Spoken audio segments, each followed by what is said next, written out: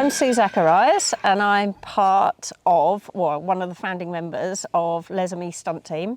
And we're an equestrian stunt team, and we're a family stunt team. So basically the main core of the unit is myself, my son, his partner, and my son-in-law as well. So yeah, that's kind of who we are. Our main passion and our main job is live arena shows. So we do a lot of big jousting arena shows. We joust for Historic Scotland. Jousting is one of the biggest things that we do. We do other types of arena shows where we have where we do sort of Western or themed or kind of Highlander themed. We do Cossack trick riding shows. So it's those big arena shows where you've got like lots of stuff happening, lots of stunts. And then the other part of what we do, which is a bit connected to that, is that we run Film Horses Scotland. So we supply, some of the time we supply just riders for films, and other times we supply horses, riders, and other times they're our own horses and we're running the entire film job. So yeah, so basically it's horses, stunts, family, that sort of thing. Fantastic. And how many horses do you have? Well, we have about 22 horses. It seems a bit weird not to remember the exact amount. The thing is, they're all like a whole load of different people. They're all different like characters. So if I had to name them all, I could name them to you. But yeah, so we have our horses. We have our main horses that are trained, that are actually doing the shows, and then we have some of our older horses, because our horses stay here on our farm, so they retire here. So we have our retired horses, and then of course we have our younger horses coming on. So we have like a big family of horses. So when did you sort of begin your neurodivergent journey, or starting to wonder if that was part of what you guys experienced? Well, it took a really long time for me to realise. Obviously, being you know, an older person that I am now, I come from a generation where people didn't talk about neurodivergency as being a thing. It wasn't a thing. You were just either weird or thick or whatever. So really the actual understanding of it has only really happened sort of in about the last sort of 8 to 10 years. Previously to that, I just thought, well, I'm just a weirdo, and you know, we just do things differently. I can identify with that. Yeah, I've always lived a life where I've kind of like bucked the trend. I've always sort of done my own thing. I've always been like the sort of odd person, and you know, and done the sort of the thing that seems to be out on a limb that just to me seemed just like normal life. And then part of that was like teaching my children at home, really, because I just felt that the school system just didn't really seem to work.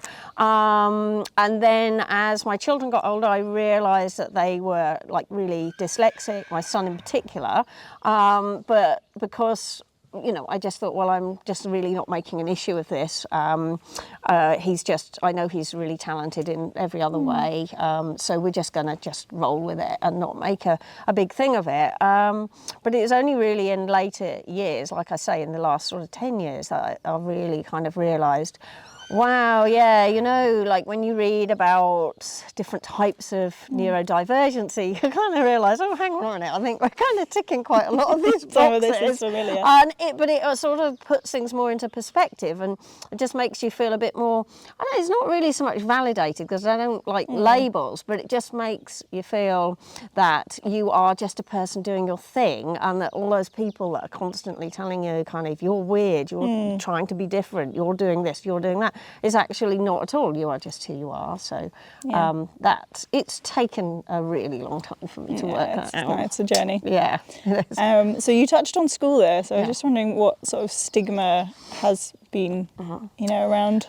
Well, with the schooling thing, I always say it was one of those things, I think, where I learnt at a very early age that school was a thing that I had to go to. I'm interested in lots of things, and I'm a really positive, happy person. That really is my personality. So I approach everything optimistically and thinking, oh, you know, what's this? You know, like, so that side of me was good in school. But I really quickly learned that I couldn't actually really be who I really was in school. I quickly learned at a really early age that actually to fit in with everybody, I had to certainly dumb down a lot of the things that I was really interested in, a lot of the ways that I did things, and I would just, pretend to be that person at school and just had this sort of persona, and I would get on with people, but I very quickly realised that if I stuck my head up a few times and said, oh, this or that or the other, it would be like, oh, you're weird, you're a weirdo. So I'd be like, okay, well, maybe just not mention that. Yeah, so special interests that weren't fitting in with special other people interests kind of stuff. and things like that. And I also found it incredibly tiring at school, just being amongst people all that time, and I just wanted to be on my own. So the old social batteries, I realised, would be depleted by the end of the day. But because I was always told, well, you have to go to school and this is the thing you have to go through, I don't say I had a bad time at school, but I felt it was unnecessary what I had to do to just get an education from a school. Yeah, because as a child you don't realise how much more you're having to do than the other children that are around you who are just kind of naturally flourish in that environment. Exactly. And I then worked out when my own children were born, and I had chosen a much more alternative lifestyle and I just thought, this is really not going to fit in. And I quite quickly worked out that my daughter didn't cope very well with sudden changes or too many people or loud noises. And I was just thinking, you're just going to be slaughtered in school. You're not going to have a good time. So I kind of, and I am also a free thinker. So I was like, I think I'll go down the home education route. And I'm really glad that I did that. I think it was really beneficial for my kids, and they are both now homeschooling as well. So obviously it kind of went okay. So yeah, and I suppose that gave you the freedom to start doing what you do as well, and around that. It really did, yeah. It gave me a lot of freedom having the children at home and homeschooling, and then when they were about 9, 10, 11, we really kind of got into the performing horse side of thing. We were massively creative and sort of what you'd see as being kind of unconventional family. So so the kind of like the creative side of the performance horses, we were incredibly lucky to fall into some people, because we were living in France at that time, and we became friendly with some people that were doing that, and we all realised that this was a really good outlet for our creativity. It ticked all the boxes, our love of animals, just everything really. So I'm very lucky to fall into that. And so something that we've been asking everyone is, how do you sort of manage the work that you do so that it, like you say, kind of showcases everyone and isn't making anyone do, like you were saying at school, all of the extra work that it is for some people to do some things? Well, what I've worked out over the years, that obviously being our little sort of like small homeschooling community that was me and my 2 kids basically, we kind of worked out things without really knowing what we were doing to make that work. Different ways, like when we started the actual business properly together, they were sort of 18, 19, and obviously really struggled with reading and writing. My reading was really fine, really good, but what I've worked out is that my numbers are absolutely abysmal. Yeah, so same. it was absolutely terrible. So I was like, we're always hiding from that idea that, I had to do anything with numbers. So basically, I would do like a lot of the paperwork.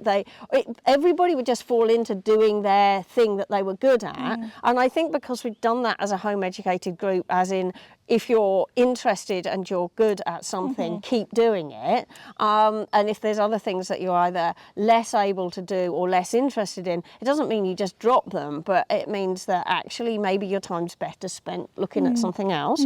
So, and weirdly, that's kind of how we work with our horses as well. So we play to their strengths. So so when we work with our horses, we find out what they're good at, and then we build on that, rather than taking a horse and saying, okay, you're going to be a jousting horse, you're going to do this, this and this, and putting them in that box. So it's quite hard to really pinpoint anything, because it's all happened so naturally over the years, as to how we really just work to people's strengths. So That's pretty much what we do. Say we get an email about somebody wanting wanting a big arena show in the summer, which is something right at this time of year. We're taking lots of bookings just now. Well, it's me and Sophie that really work in the office because we're good with the writing, the typing, that side of it. So we'll read the email, but then what we will do is we'll catch Jake and tell him verbally, oh, there's somebody at this such and such a date wanting this show. So then we give the verbal information to Jake. He will then think about it for a bit. So we're probably telling at breakfast, say, we'll have a little discussion. He'll go off through the day. At lunchtime, he'll come in and say, okay, so for that show, you know, we could do this, this and this. And so then he literally verbally gives us the instructions. And then one of us, either me or Sophie, goes off and types it up and sends it off. When it comes to the actual money side of it and the billing, that's definitely Sophie's area. And I absolutely am like, oh, you know, like, no, I'm not doing invoicing thing because I make a lot of mistakes with numbers. So I will put the wrong dates on things. I'll have the wrong amounts. I just struggle. There's a lot of double checking. Yeah, so it just takes too long for me to go through it with a fine tooth comb, and I think, oh, you know, have I done it? Whereas Sophie's really, really good with numbers.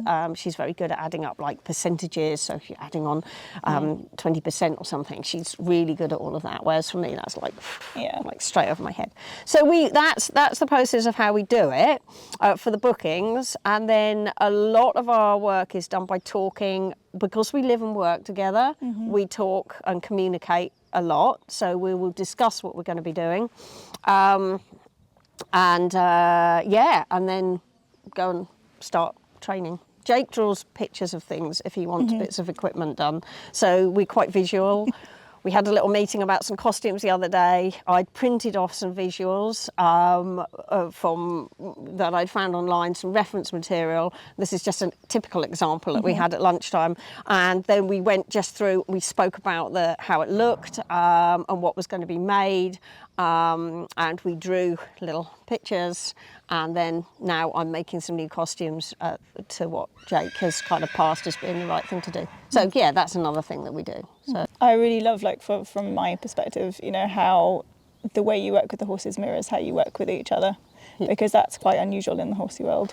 Yeah, I think it is. It is very unusual. And a lot of people ask us, you know, what does it take to train a jousting horse? Or are there any particular horses that are better than others? Or how long does it take to do it? And I always say, well, you know, it's like people, you know, because we have guys that come here that want to learn to joust. And so we work on their abilities. And it's the same with the horses. You know, if they take to it quickly, that's great. They can fast track through. Yeah. If they're struggling with certain steps, everything's done step by step, and you're like, no, we've got to spend longer at this stage because you're not okay with that to move on to something else, so we don't push the horses forward.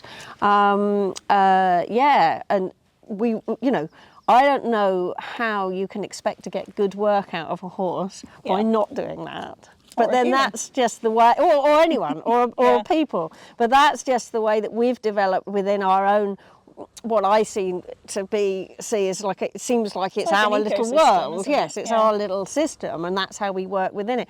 And it often surprises me when people come in and say, oh, we really like the vibe here and it's so nice, and like your horses are so relaxed. And I'm thinking, well, what's it like other places? Yeah. You know, but maybe I don't want to look and see, you know. No, exactly. Yeah. So Galley's quite a good example, because another thing that we do here is that we take on horses that are deemed as problem horses or difficult horses, and especially Spanish or Frisian horses, because they're the breeds that we deal with. And so people sometimes turn to us with a horse that's supposedly got problems, and then we will take them on and they just become one of our team, and we kind of just treat them in a different way and train them in a different way. And Galley was actually deemed as being so dangerous he was going to be put to sleep. But he came to us and he's absolutely fine. He's not put a foot wrong. He's just...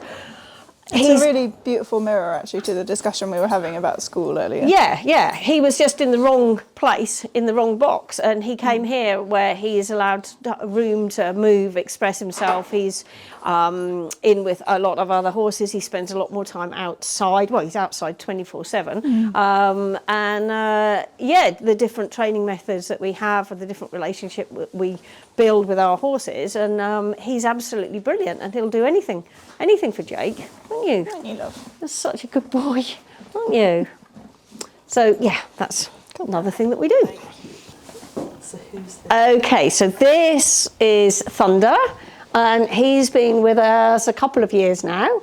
He came as a horse that had got a bit strong for his owners. And he wasn't really, they really didn't have the time to be working with him. So we took him on. He's a cross Andalusian. And he's being trained up to do the jousting, which he's loving. He's got lots of energy and he loves to put lots of effort into what he's doing. He's had a few small issues where he's not, a few little places where he's had a lack of confidence, but we've been working through those with him. And he's doing really, really well. And we have quite a few different riders that will come and ride him. So he's building up relationships with different riders as well. And he's just been in a jousting training session just now, so he's really good.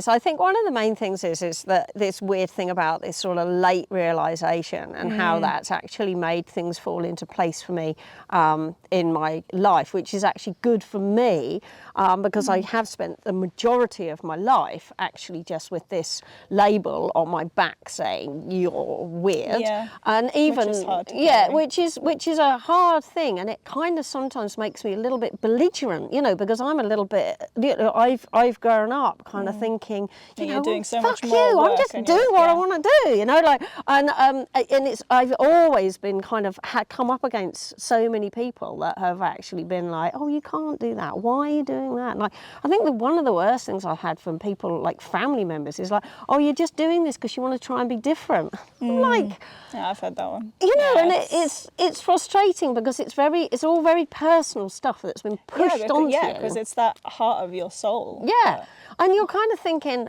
no, this is just me. I'm not trying to be different. I am just wanting to be me, and I think I'm so glad that nowadays young people are not getting that type of thing, basically, or well, maybe they still are, but it's much more spoken about. So you're not being shoved and told, you're wrong, you're weird, you're this, you're that. You know. And the internet as well, there's so much more space for people to come out of, being a younger child and start reading and identifying, like you said, reading all the lists and thinking, oh, actually. Everyone's your own individual intersectional mix of all of those things, but those lists can be very validating. Like you said, they can. But also I think it's very nuanced as well, because one of the things I remember quite a while ago was, because I've always struggled with maths, and I've always thought, why is it? I literally get numbers the wrong way round. I'm just like so frustrated with myself. And but then when you look up, is there like dyscalculia or whatever, and they'll say, oh, people like that are usually really bad at map reading. And I'm like, I'm brilliant at map reading. It's just like, so that can't be it. So it's kind of hard, I think, for me as having come a long way through. I've had a lot of information that hasn't been right, because it's been like, oh, well, if you've got dyscalculia, you're possibly clumsy and you can't read maps. I'm like, I am definitely not clumsy, and I can read maps really well. So you're kind of thrown off the scent, and you think, well, I must just be thick then, because I don't fit into those places. Yeah, it's kind of that unpicking of the later diagnosis, and the fact that women didn't used to get diagnosed, and then that the diagnosis was changed. And then now it's quite well accepted that being autistic or having ADHD and having learning difficulties are different things and might come together but don't necessarily. But like you say, those lists used to just assume if you've got one of those things, you've got all of those things. And then you go, oh, well, never mind then. So I am incredibly pleased that that's actually just on a personal note, the information has just made me feel, yeah, you know, this is all good. You know, yeah, I'm just me doing my thing.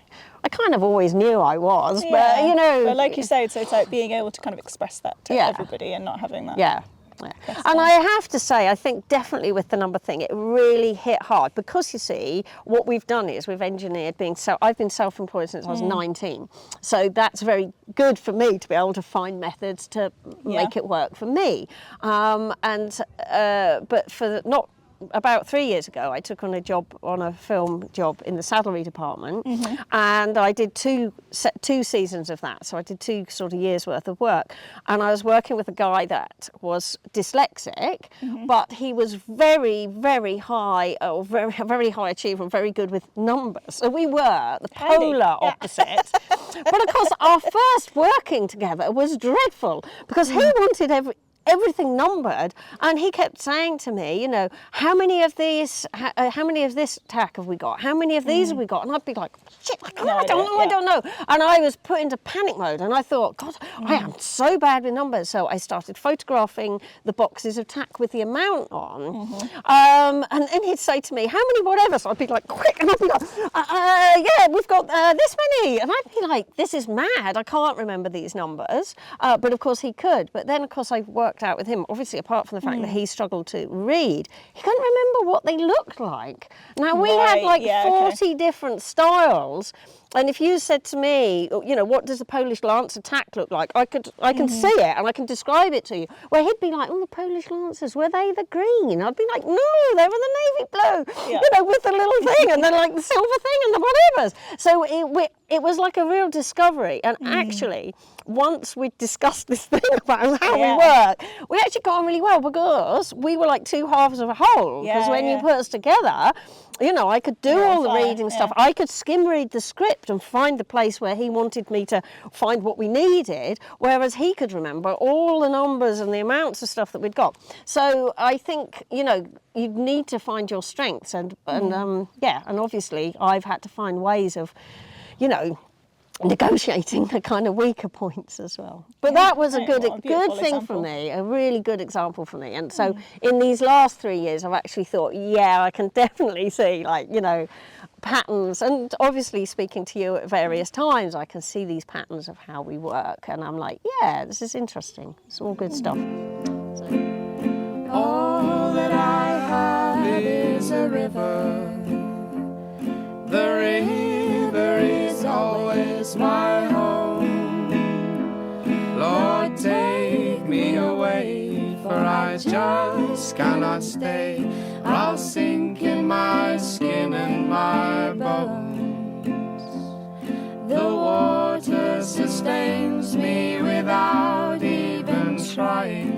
The water can't drown me, I'm done with my dying.